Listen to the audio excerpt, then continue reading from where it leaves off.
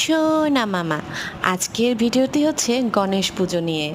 আমাদের বাসার ঠিক একদম কাছেই জগদ্ধাত্রী মন্দির আছে। ছোটবেলা থেকে যে কোনো পুজোয় আমরা এখানে অংশগ্রহণ করি। আজকে ইচ্ছে হলো তোকে নিয়ে একটু গণেশ পুজো দেখে আসি। তোর মাসি সুস্মিতাকে ফোন দিয়ে ডেকে আনলাম। এরপরে সবাই মিলে গেলাম ভেতরের দিকে। চারপাশে বাজনা আর লাইটিং দেখে তুই ভয়ে আমাকে একদম জড়িয়ে ধরেছিলি। সে কি কান্না তোর! কি ভয় পাচ্ছিস মা? বিপত্তারিণীর গণেশ আর মা দুজনই আছে তোর সাথে। এরপরে এরপরে দৌড় দিয়ে গেলাম তোর মামির কাছে।